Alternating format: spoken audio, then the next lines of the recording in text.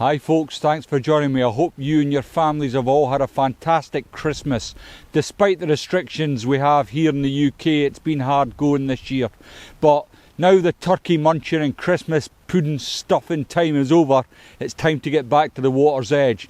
Today I've come to Weston Lakes on the Albury Estate to put the Wychwood RS2 9'6" for a 7 through its paces. So without further ado, let's get into it.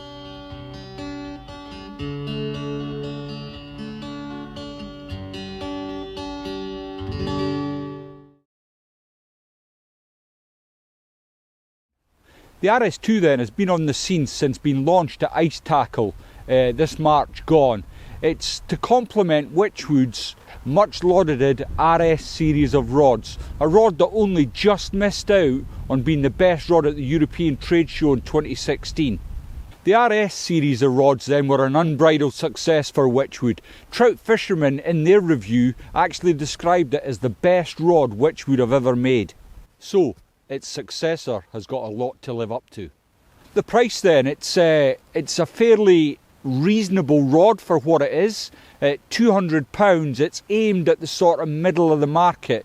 You know, you can pay for rods now up to the price £800–900 for a fly fishing rod, which seems to me to be extravagant to say the least.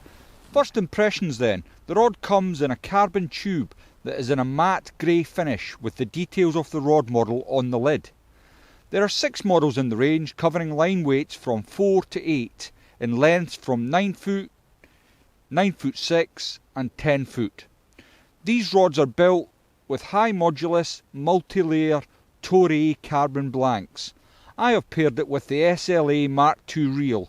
I like this as the spare spools are cheap and you can easily carry a few different lines for your fishing requirements. There is actually an RS2 reel available, and I did a video review of this reel earlier in the year. I will stick a link up on the screen if you want to check that out. Well, for a 9'6" rod and coupled with the SL2 reel, it actually feels really light in the hand. I'm used to wielding a 10-foot rod for a 7, and this feels much lighter than that, and it's really evident.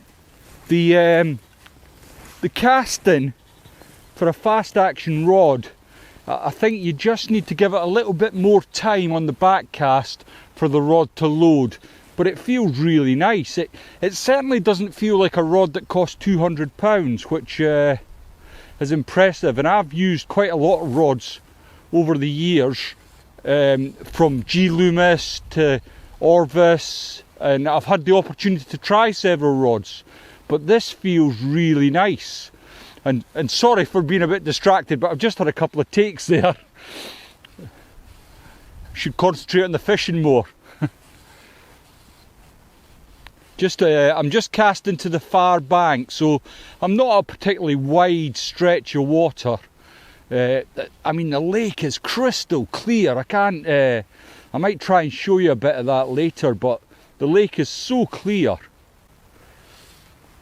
And I've got fish. Oh, I've got fish swimming around my fly at the moment. Sorry, I got a bit distracted there. But the lakes, as I was saying, the lake is so clear that I can see the fish actually coming to chase the fly, which is fantastic.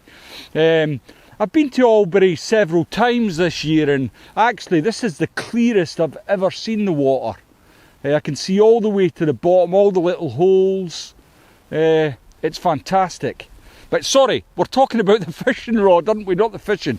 So yeah, it feels really nice. Very light in the hand, lovely action, and 9'6" I think suits bank fishing better than the 10-foot rod. It's a lot more accurate, and yeah, it's good. It feels good. I gave the manager came round earlier, Cameron Craigs, and I gave him a little shot, and he seemed to quite enjoy it as well. So all in all, so far so good.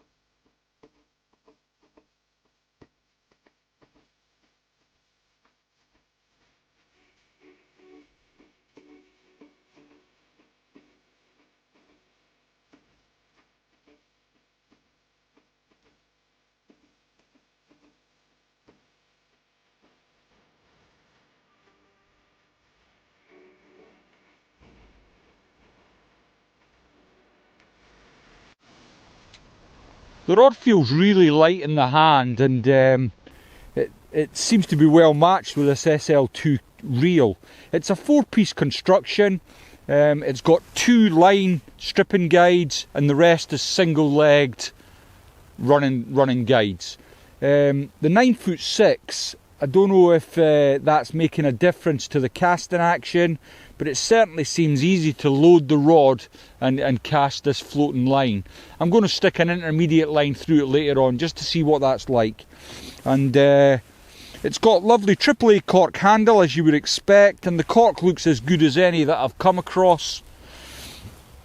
And it's got an anodised reel seat with the Wychwood logo on the top of the handle, and obviously the Wychwood logos in the butt section here.